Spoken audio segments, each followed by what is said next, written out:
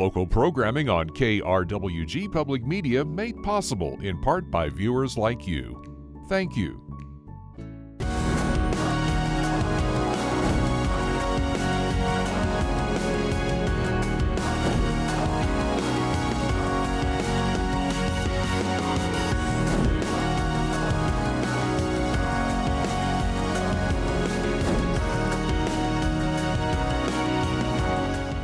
Hello and welcome to Fronteras, a Changing America. I'm Anthony Moreno.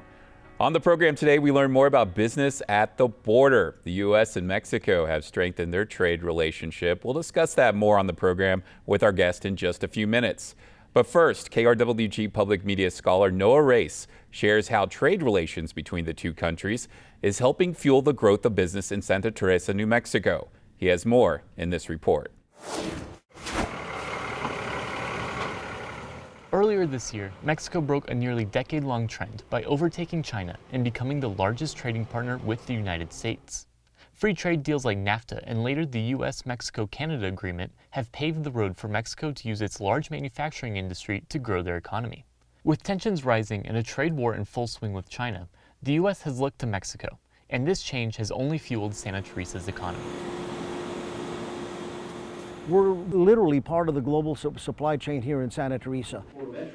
President of the Border Industrial Association, Jerry Pacheco, spoke to state lawmakers on the importance and future of Santa Teresa. Lawmakers have been keeping a close eye on the development. Santa Teresa right now is accounting for about 60% of New Mexico's exports to the world. And more than half of the roughly $5 billion that we do in trade to the world as a state, about $3 billion goes to Mexico. So it's playing a significant role in upping the exports to Mexico, this little part of New Mexico. Due to its proximity with Mexico, companies can enjoy the manufacturing benefits of Mexico while still making the materials in the United States. This has led to many different goods being traded across the border, including electronics. Foxconn is on the other side of Santa Teresa and what's called San Jeronimo. They're making up to 70,000 Dell computers a day. And so Santa Teresa supplies Foxconn with all the components to make computers and tablets. But we have metal goods, metal fabricated goods coming across the border. We have electronics. We have a lot of corrugated stuff that we're shipping to Mexico. So anything that you need to make something and package it and send it, that's what's going across the U.S. Mexico border. Santa Teresa's growth has been fueled by many companies coming from out of state or out of the country. With only 2 of the around 75 companies in the industrial parks being from New Mexico, Santa Teresa has created a large tax base and brought in outside investment. So we have CN Wire, which makes copper wire from Turkey. We have Vitesco, a German company that makes auto sensors. We have a Canadian company, Japanese company, DA Inc. Obviously, we have a Spanish company. Those wind blades that you see on the highway are staged out of Santa Teresa. We have 3 Taiwanese companies, 1 Chinese company. The economic opportunity of the Texas, New Mexico, and Mexican border is something that Franklin Mountain Packaging knows well. With being just a stone's throw from the border, as you can see behind me, their economic success has led to them breaking ground on a new facility. We chose Santa Teresa because of its proximity to the Mexican market, proximity to the West Coast, and really because of what at the time the local, the governor and the local groups really put together a very inviting package for us to come to New Mexico as we were looking at El Paso and other areas in Texas and even the Phoenix market. John Perullo said that after acquiring a business on the Mexico side of the border, Franklin Mountain Packaging has enjoyed using the strengths of both countries to their advantage as they make a wide range of cardboard products. The acquisition south of the border allows us to really get into business that is both high volume and high tech, which you can see in our facility here, but also products that require a lot of manual labor or piecework. We're now, in a situation where our own company can perform those tasks. It's all about logistics for us, being here local in the market. Monte Inc. is a metal manufacturing and fabrication company from Ohio. Plant manager Nate Duell says that they are currently working on opening up a plant in Santa Teresa and should be up and running by the end of the year. We're actually working on a partnership right now with a coating company in the Juarez area. So yeah, we will have partnerships and try to utilize services in New Mexico across the border. Santa Teresa's growth is far from slowing down. With new highways to provide faster transportation in the works and a jet port that will allow larger planes to land near the industrial parks receiving funding, many predict that this growth will not slow down anytime soon. For KRWG Public Media, this is Noah Race. According to a study on the economic impact of the Santa Teresa Port of Entry and Santa Teresa Industrial Parks by the Center for Border Economic Development and Arrowhead Center at New Mexico State University, the industrial parks in 2020 contributed to over 3,200 jobs in the region and $1.1 billion in total output. Here to share more about economic development on the border is Jerry Pacheco, president of the Border Industrial Association and executive director of the International Business Accelerator. He also writes a syndicated column for the Albuquerque Journal called Business Across the Border. Jerry, always a pleasure to have you in studio. Good to be with you, Anthony. Thank you. I'd like to start off, what is behind the growth in Santa Teresa? I think I'd explain that in the sense that we finally reached the tipping point. In the past, we had to beg people to look at New Mexico's border region to locate their industrial operations. And now we've got a real good reputation as a fast-growing industrial base. And we're getting all these foreign companies. And they start bringing their colleagues and their suppliers. And all of a sudden, we've got this momentum going. Now, what do you think is important to keep that momentum going and for that momentum to be sustainable? Very simple. We need to modernize and expand the Santa Teresa Port of Entry. Our little port of entry, if you'd go down there and see it, you wouldn't believe when I would tell you it's the 6th largest port of entry on the entire U.S. Mexico border in terms of volume of trade. We need to invest in that port of entry, and then we need to, as a state, invest in infrastructure such as water, wastewater, and roads and all of our systems down there to keep making ourselves attractive for businesses outside of the state to come in and invest. When you consider only 2 of the operations we have in the 4 industrial parks are native New Mexican. All of the rest of them are out of state or out of country investments. Those are things I definitely want to talk with you about, but first, I'd like to hear more about just what sectors seem to be growing the most right now. Electronics, automotive seem to be very big. In the last 3 years, we recruited 3 Taiwanese companies. One does power cables, the other does barcode labels, and the other does powertrains for Tesla. So automotive, EV type of industry is going to be big for us in the future. Interesting. Now, trade partnerships are definitely important for the region. The trade partnership with the United States and Mexico is certainly strengthened.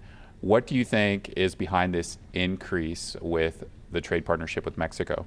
Well, the Mexican president, AMLO, has actually declared that the San Jeronimo side of the Santa Teresa crossing is a priority for the Mexican government. They see that we're a growing industrial sector there that not only benefits the U.S. side. On the Mexican side, you've got a tremendous amount of growth. You've got Foxconn that has about 1.5 million square feet. They're doing about 70,000, up to 70,000 Dell computers every day. They're expanding by 1.2 million square feet. We're also getting a second gummy bear factory. That's 2 now in San Jeronimo, and an East Indian group is also establishing a paper mill on the other side. So how does this benefit New Mexico's economy? Can you give us an understanding about that? Yeah, a lot of people would ask me, well, if it's located on the Mexican side of the border, how does that benefit New Mexico? Well, I'll tell you what. Foxconn on the other side has up to 9,000 workers making these computers every day, the Dell computers. They need products and raw materials, production inputs. So we have more than 500,000 square feet of space on the Santa Teresa side that is supplying Foxconn on the other side. And that's in terms of American investment on that side. You're creating good American jobs there that pay benefits. And as companies go into the region, whether they go into Santa Teresa or San Jeronimo, we're all growing the pie. What about on the Mexican side of the border? What have some benefits been for that economy? Well, anytime you can put that large workforce to work. Juarez has about 1.5 million people. And Juarez and a lot of border cities that have industry, like Juarez, tend to create a middle class. And that middle class benefits us because that middle class comes across the border to places like El Paso, to places like Las Cruces for shopping and entertainment, or they come to school at UTEP or NMSU, so it benefits us also. Now, you talked about this already. A number of foreign companies have invested in Santa Teresa. What seems to be the major attraction of drawing that foreign investment? The number one factor is that port of entry. Over my career, I've realized that ports of entry and regions are, I don't know if this is even a word, like corridorized. So companies are going to be in the El Paso, Juarez, Santa Teresa region. If they're going to be on the U.S. side, it's because they have a customer on the Mexican side of the border. And they need to get the product to the customer quickly, so the port of entry is very important. How fast you can cross northbound is also very important, and the Santa Teresa port of entry is still the fastest commercial port of entry in the whole entire sector here. Now, besides the port, is there anything that New Mexico is doing as far as, making business more attractive that may make the state more competitive against other border states? Yeah, I mean, we've developed over the years a series of incentives for industrial concerns that are pretty attractive. We have a great job training partnership program that's one of the best in the nation.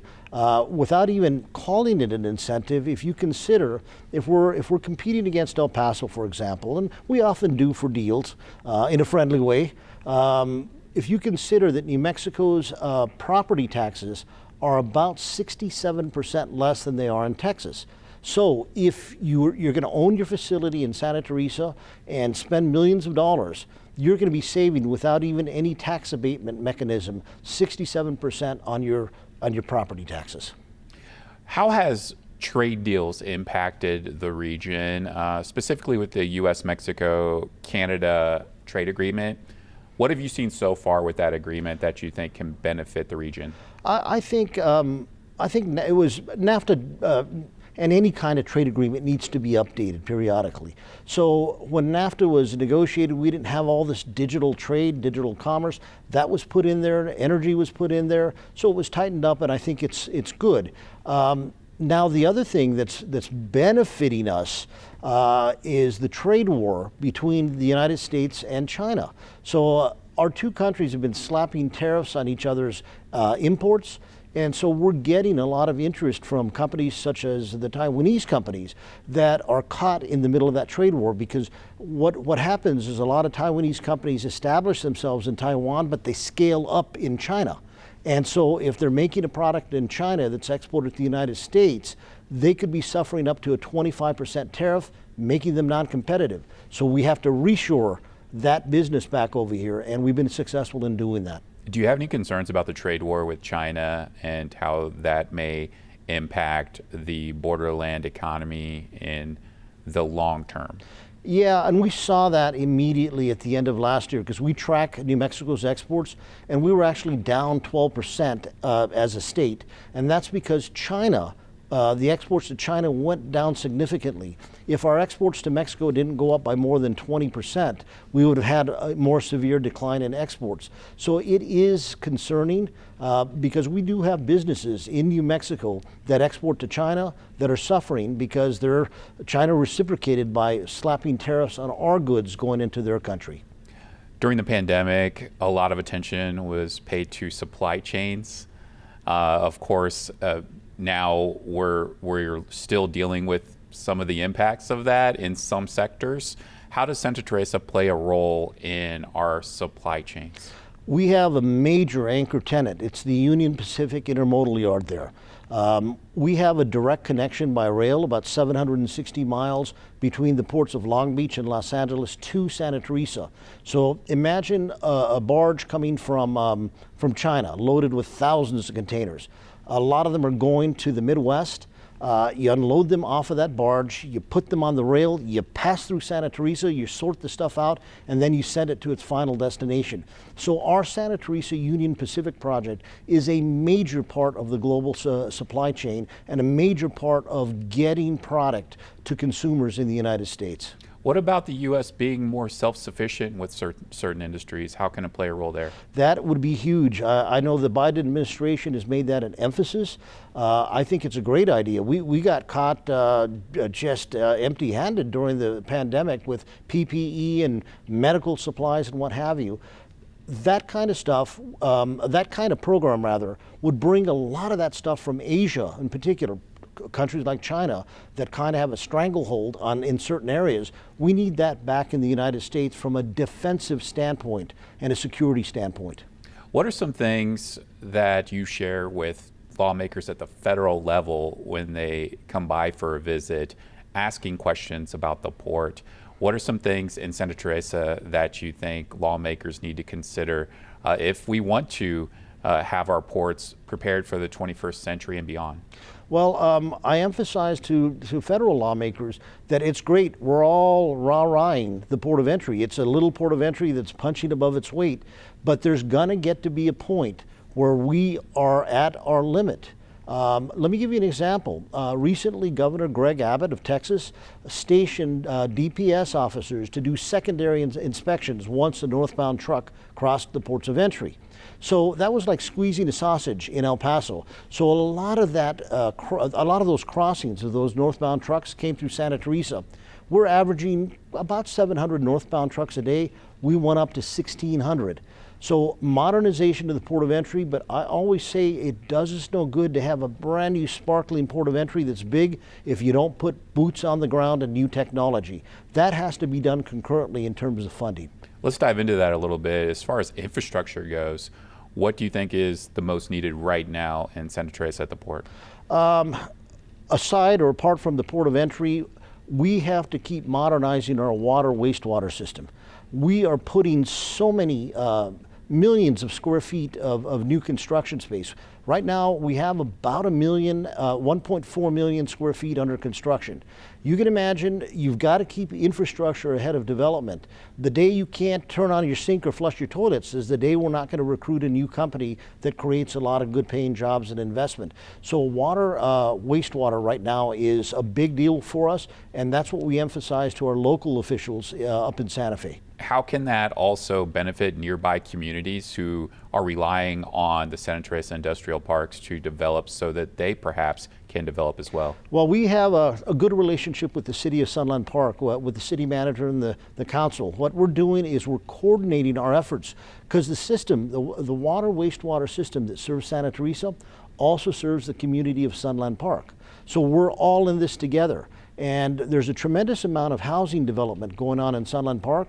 So they're benefiting from what we're doing in the industrial park, and we're benefiting from them developing housing. So we've got to work together, which we're doing. This next session, we're jointly going up to Santa Fe and lobbying for water wastewater funding. Now, one thing where officials aren't working together is with immigration policy. And I'd like to talk with you a little bit more about that because you've wrote about this in your columns quite a bit about how the immigration policy, in your words, you say it's broken. You say the political divisions are certainly making an impact. How can lawmakers look at immigration in a way that can help our economy and develop the borderland region, the economy along the U.S. Mexico border and specifically in southern New Mexico? What are some things you think can be addressed? Well, ironically, here we are creating all these jobs, and my biggest fear at night is where are they going to come from? Where are these employees going to come from? We are already stressed in that sense. Yet we have a lot of these immigrants that want to come to this country. They want to work. They want to better their lives for themselves and their families.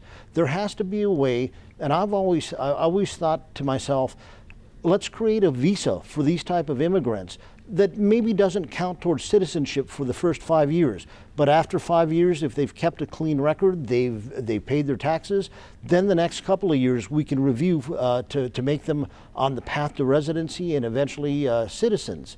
Right now, we're actually working with an immigration firm out of El Paso to use what's called a TN visa, which is a NAFTA visa. A NAFTA visa can be used by Canadians and Mexicans to come work, for example, in industry on this side of the border. We actually have a couple of our Border Industrial Association members that have capitalized on that, and they're bringing talent from Juarez to work in these jobs. And let me say, it's not a case that we're trying to take jobs away from Americans. We want Americans to have these jobs. We just don't have enough Americans that are wanting to go into a production plant and have that career right now. So if that could happen, I mean, how do you see that making a really large impact in the economy in our region? We become more competitive because we have skilled labor that learns to produce products. We have new talent coming over. The average age of these immigrants, I'm sure it's probably in the 20s and 30s. We need that youth, we need that injection into our labor force as all of us age here. We're an aging population. Who's gonna end up taking up the slack? Well, you know, unless our birth rate goes up, which it's not historically now for the last few decades, it hasn't. We can look at these people as an addition, a positive addition to our economy. In Texas, Governor Greg Abbott has taken a stern approach towards addressing immigration, an aggressive approach along the border. You mentioned him deploying the Department of Public Safety, the National Guard, of course, and there's been the concertina wire along the border and buoys as well in the Rio Grande. What are your concerns about this? Do you have any? Oh, I have a lot of concerns about this. Let me take the example of the concertina wire that he laid on the Texas side of the border on the 1.5 miles that that Texas shares with New Mexico. I think that projects a horrible image to the rest of the country and the rest of the world. It makes us look like we're in an actual war zone. And the irony of that concertina wire, it's along about 1.5 miles of the border. If you just simply walk on the New Mexico side of the Rio Grande, go north, you just walk on a bridge. The concertina wire ends there. So what's the point of the concertina wire other than photo ops and maybe political posturing? But it does nothing to help for our image. I can imagine somebody sitting in Indiana looking at that image saying, see, I told you it's that bad. And it certainly isn't like that. You've written extensively just about how our political divisions on issues like immigration or other issues as well have hurt government from really functioning, and that has impacted our credit rating.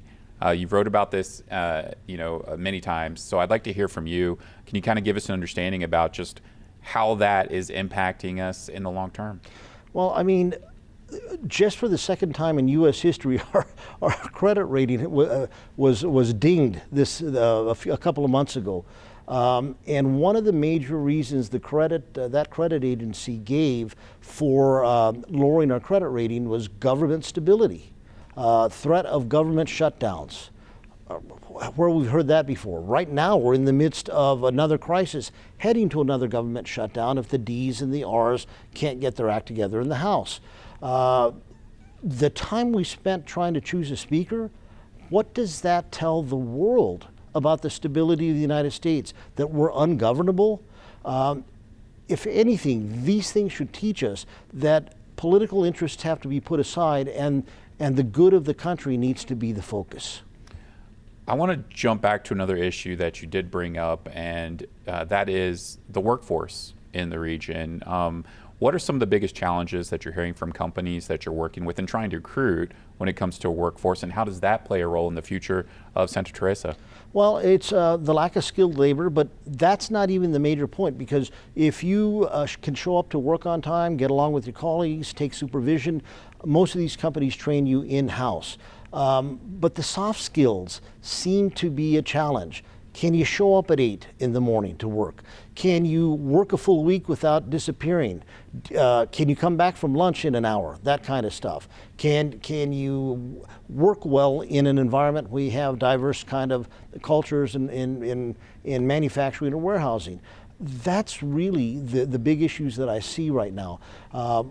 The skills, we can train workers. Doñana Community College and Union Pacific formed an Industrial Careers Academy, and they are training workers on supply chain management, building maintenance, forklift operator, everything that you need to get a good job in a production plant. I want to end this interview talking about an important issue in our region and really across the globe. Everybody's dealing with it, and that's climate change. How does that impact your thinking and planning when you're trying to grow industry along the U.S. Mexico border in southern New Mexico? Well, I tell you what, 44 days of 100-degree weather, consecutive days, it made me almost physically sick this summer. We're seeing that water can become a major factor in a negative sense. So one of the things we've done for the last 6 to 7 years, we're working with NMSU on a desalinization project down in Santa Teresa. NMSU's testing their technology at the K. Bailey Hutchinson plant in central El Paso, and they hope to have a final engineering report as to the viability and the cost and all this and that. We need to do this now for future generations, 20 years from now, to ensure a supply of water so that growth can keep occurring and we can keep bringing these jobs in. So climate change with the heat is affecting the water supply, and that's a huge issue for us. How much does companies you're recruiting and companies you're working with, how much does climate change weigh on their plans? Well, we have companies in the industrial base that are part of the global supply chain. And you see floods here, you see drought there, you see fires there, and it does cause havoc. I mean, something happening to, let's say, a sister operation in Asia or Europe or the Pacific Northwest, in terms of that company getting raw material to, let's say, a manufacturer in Santa Teresa, if that supply chain disrupted because of climate change, it throws a monkey wrench into everything. And once you have supply chain outages or disruptions, you and I eventually as consumers pay the price in terms of higher prices. Jerry Pacheco is president of the Border Industrial Association. Jerry, I want to thank you so much for taking the time to talk with us. Thank you, Anthony. My pleasure. And we want to thank you for joining us for another episode of Fronteras, Changing America. Don't forget, you could always stay updated with us anytime at our website, krwg.org, for the latest news. We're on social media as well. You can like us on Facebook, follow us on Instagram, and subscribe to KRWG Public Media on YouTube. I'm Anthony Moreno. We'll see you next time.